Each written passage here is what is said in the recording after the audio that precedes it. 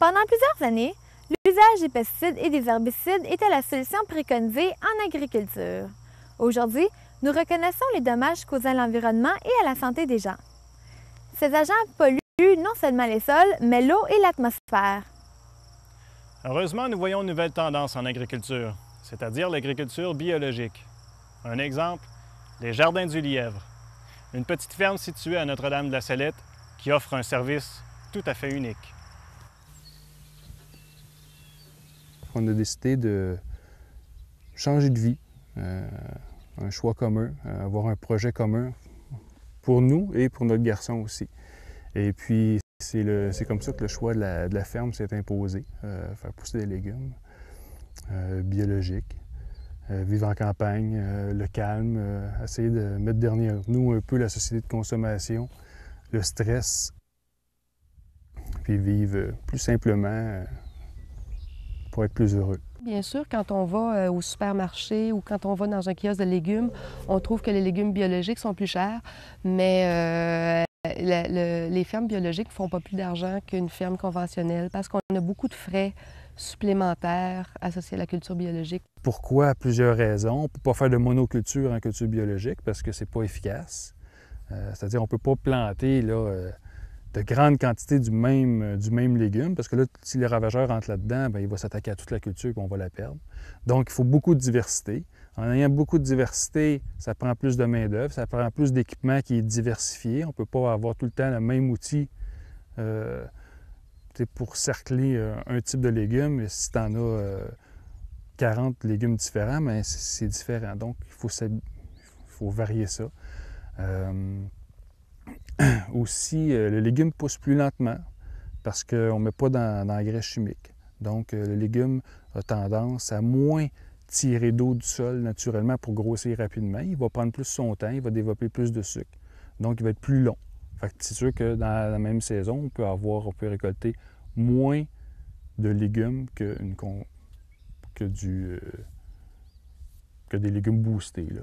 Quand on a décidé de quitter la ville pour faire de l'agriculture, la question ne se posait même pas. Nous, c'est un choix de vie qu'on a fait pour offrir une qualité de vie à notre enfant parce qu'on est tous les deux des amoureux de la nature. Ça fait longtemps qu'on est très sensible aux causes environnementales. Puis moi, avant de venir à la ferme, j'ai fait un doctorat en biologie. J'ai fait une maîtrise puis un doctorat sur les éléments nutritifs dans le sol, les relations entre les plantes puis les éléments nutritifs dans le sol. Puis je suis convaincue que la qualité des légumes est meilleure si on cultive de façon biologique parce qu'on nourrit pas juste les légumes, on nourrit pas juste les plantes qui poussent, on nourrit le sol. Puis le principe de l'agriculture biologique, c'est pas juste de ne pas mettre d'herbicides, puis de pesticides, puis d'OGM. C'est plutôt d'améliorer le sol constamment pour qu'il devienne de plus en plus propice à la culture. Fait que ça inclut, c'est autant le travail du sol, la rotation des cultures, un tas de choses pour rendre le sol meilleur, pour que les légumes soient de qualité qui s'améliore tout le temps, puis qu'on ait de moins en moins de maladies puis de ravageurs. Pour nous, le principal avantage, c'est que ça goûte bon. Nous qui aimons cuisiner beaucoup, c'est ce qu'on trouve qui est le plus important. C'est sûr, il y en a qui vont nous dire, oui, il y a plus de qualité nutritive, il y a plus de ci et ça, mais dans le fond, dans la mesure où un légume pousse naturellement, qu'on n'y apporte rien de chimique, bien, c'est sûr qu'il va être bon pour la santé.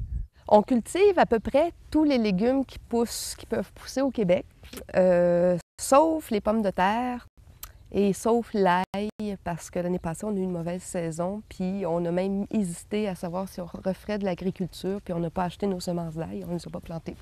Donc cette année, on ne fait pas d'ail, puis pas de pommes de terre parce qu'on n'a pas la machinerie, mais sinon, on cultive à peu près tous les légumes auxquels on peut penser et qui peuvent pousser ici, et souvent plusieurs variétés, parce qu'au total, on cultive plus de 250 variétés de légumes. Puis on fait aussi des légumes du patrimoine, de vieilles variétés de légumes qui sont plutôt oubliés ou mis de côté. Je vais donner un exemple. On fait 3 variétés de topinambour, qui est une espèce de tubercule, un peu au goût de patate, noisette,